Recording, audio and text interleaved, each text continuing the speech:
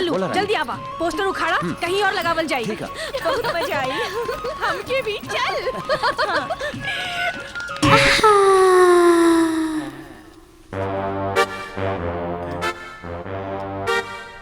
आधा घंटा से ज्यादा भइल, ताक दिन शुरू ना भइल।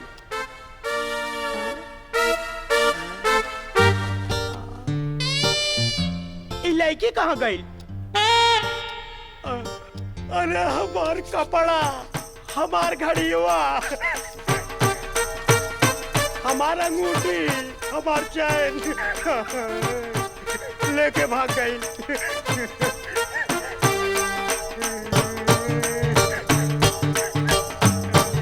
अब जिंदगी में ना मसाज कराऊं। पांडे जी, का यादव जी, न सरसों के तेल लागल न तीसी के। 60-70 रुपया चूनो लगाए देले। हे भगवान, बाबूजी के का बताऊं, कैसे दिखाऊं? एक ताक दिन ऐसा नहीं होला का? हमने के बुझाते ऐसे नहीं होला। बैल खरीदे निकलल रहे, मौका बन गया।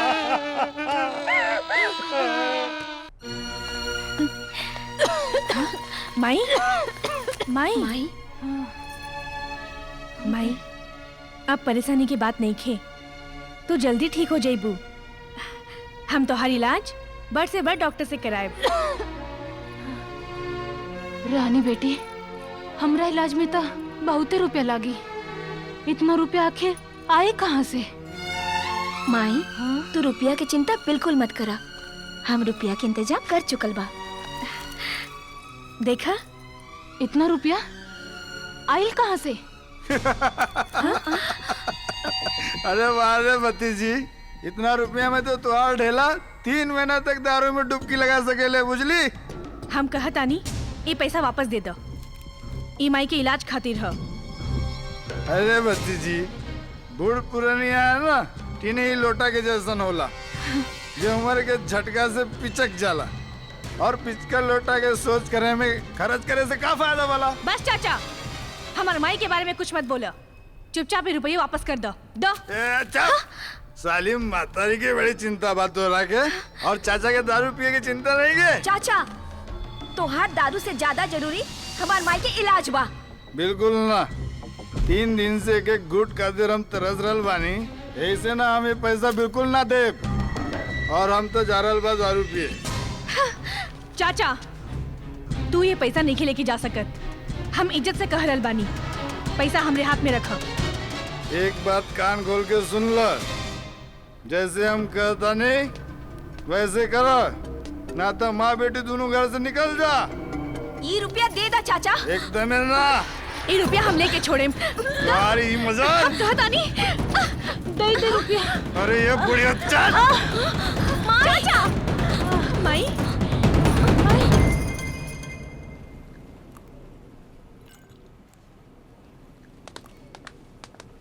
आवा आवा राजा, हम तो के अपने माई बहन से मिलाओ थी। तोहरा के राखी बांधे खातिर हम कब से इंतजार कर रहल बानी, तोहरा के अब फुर्सत मिलल ह। तू तो जनते वाड़ू बहना अपन काम धाम, और छोड़ा उ सब। ये हमार दोस्त राजा, राजा ये हमार बहन। काश कहीं हमरो एगो बहन होत तो हमके राखी बांधत। ई का बोले तारा तू? पूजा तुहार बहिन नहीं खे का? राजा ये है हमार माई। चाची प्रणाम। खुश रहा। हमरा हॉस्पिटल जाए के देर हो रहल बा, जल्दी से दोनों भाई राखी बंधवाला। आवा। हाँ जा जा, राखी बनवावा। बहन, हाँ? तू आगे बैठा। ठीक है।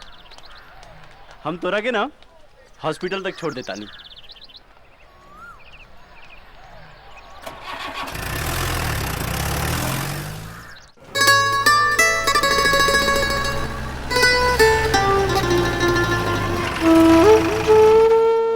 बहन, इतना जरूर ध्यान रखिया, तू खाली मुटका के ही ना, आज से हमार भी बहन बाड़ू। जरूर, आज से हमार दूधू को भाई। अच्छा, अब हम चले तानी। ठीक बा।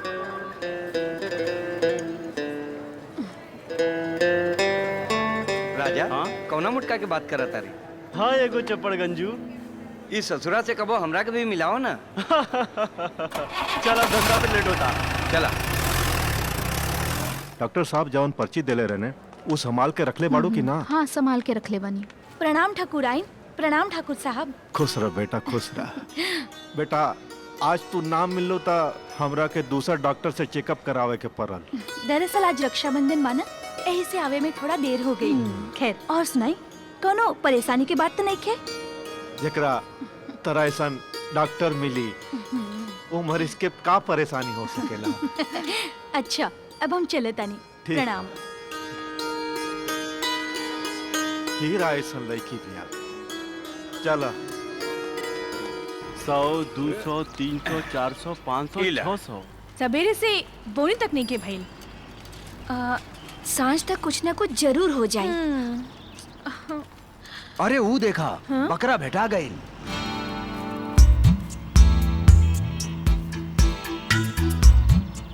पैसा तो हम जाता नहीं, तू लोग पीछे आवा। आवतानी। हाँ? ई ले। ई का रे? भाई देखा, 2 गो फूल और 4 गो माली। दे ताली। अरे बकलोल ताली ना, अब तक कुटाई हुई कुटाई। अच्छा। तो जा कूट दे। ना तू ही कूट दे। दोनों आदमी मिल के कूटे। हाँ चला। रुक तो रे बहन का लाई कमाई के।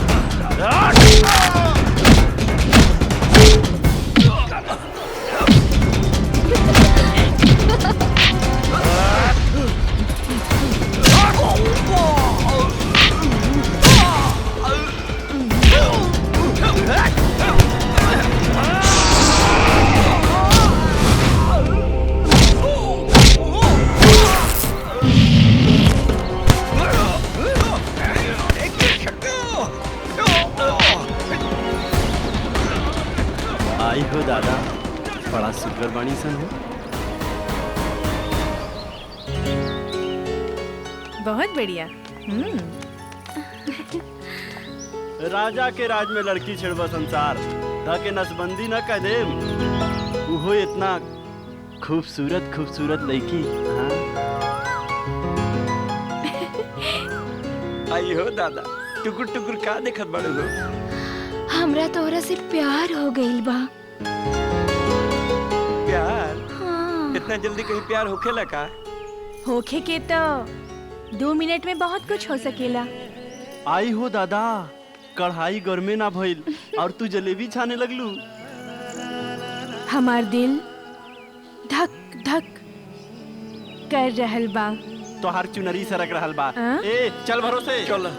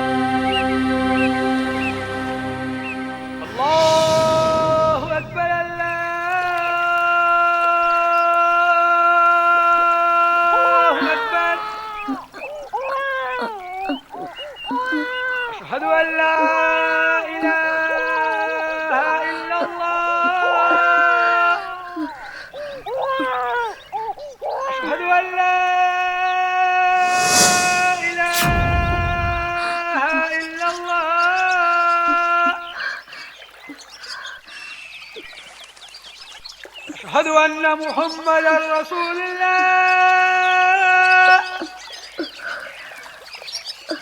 अशहदु अन्ना मुहम्मदर रसूलुल्लाह। अल्लाहु अकबर, अल्लाहु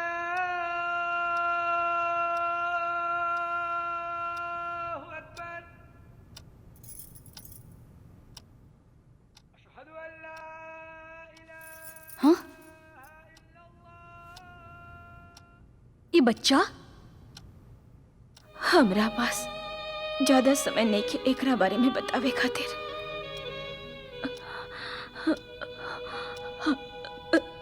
फिर भी कुछ बात सुन ला। हमार नाम चमेली है। एक पेड़ के बाद बा।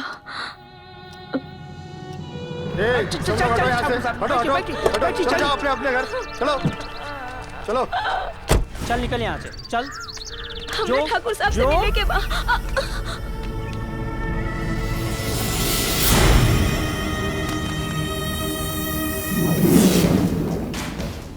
माफ करी ठाकुर साहब, ई बार भी फिर से बेटी भइल गई।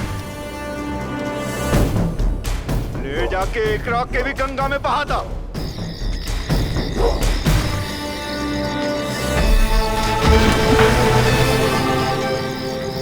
ई बच्चा के देख के हमरा लागल कि जैसे हमार राजा वापस आ गई। बाकी किस्मत के ये मंजूर ना रहे। बहन, तू हमरा से एगो वादा करा कि तू एकरा के अपन सगा बेटा जैसन पलबू पोसबू। हम तो खुदे बे औलाद रही। बुझाता अल्लाह मियाँ हमार सुन लिहले। आसी ये हमार बेटा और हम एकर माई और एकर नाम रही राजा। एक नाम राजा ही रखिया, काहे कि हमरो बेटा के नाम राजा ही रहे। ठीक बा, एकर नाम राजा ही रही।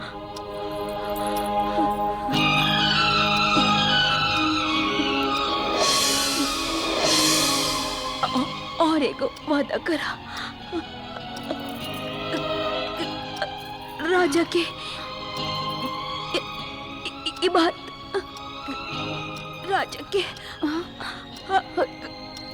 कब पता न चले। बहन, हे भगवान, दारू के बिना हमार गला ऐसे सूख रहा बा जैसे जेठ के महीना में धरती सूख जाला। हमरा पर एगो उपकार कर और कहीं से हमारा गिलास में दारू डाल दा भगवान। हे भगवान, कहीं से हमारा दारू दिला दा भगवान। वाह भगवान, बहुत जल्दी है तो ले ला भगवान, और दे दा भगवान। पूरा गिलास है भर दा भगवान, बड़ा जल्दी। बाप रे बाप, दे दा भगवान, बहुत जल्दी। वाह भगवान, भगवान दे दा ना, न देबा जायदा। ऐसा मजा तो आज तक कौनो दारू में ना आयल भगवान।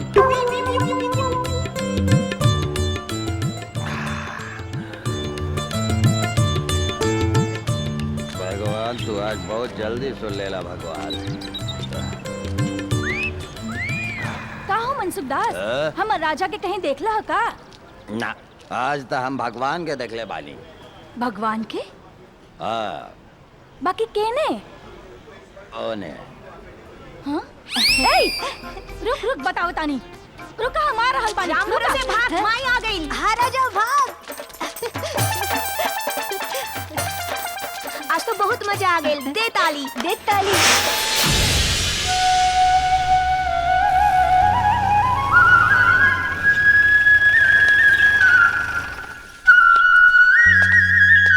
आओ तो क्या अपनी माई से मिलाओ तनी। अरे आओ यार, लजात का हुआ? अच्छा माई, ए माई। हाँ बेटा। ई देख हम के लेके आयल बानी।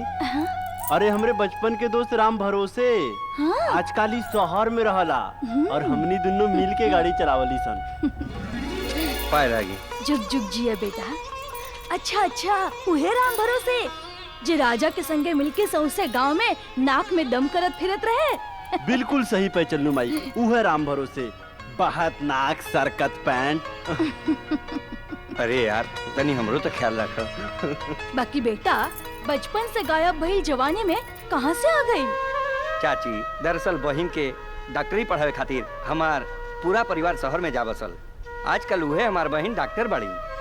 ई तो बड़ा खुशी के बात बा। और एगो दोसर खुशी के बात बा। कौन खुशी माई? हम सोचले बानी कि तुहार बियाह राम बेचन बाबू के बेटी मंतुरनी के संगे कर देम। मंतुड़नी? ई कैसन नाम हरे? नाम से बुझाता घसकटनी। माई लड़की तो नाम से घसकटनी बुझातिया। शरीफ घर के लड़की के तू घसकटनी कहत बाड़ा? ए राम भरोसे समझा दे माई के। हाँ दोनों आदमी मिलके समझाई। ठीक बा।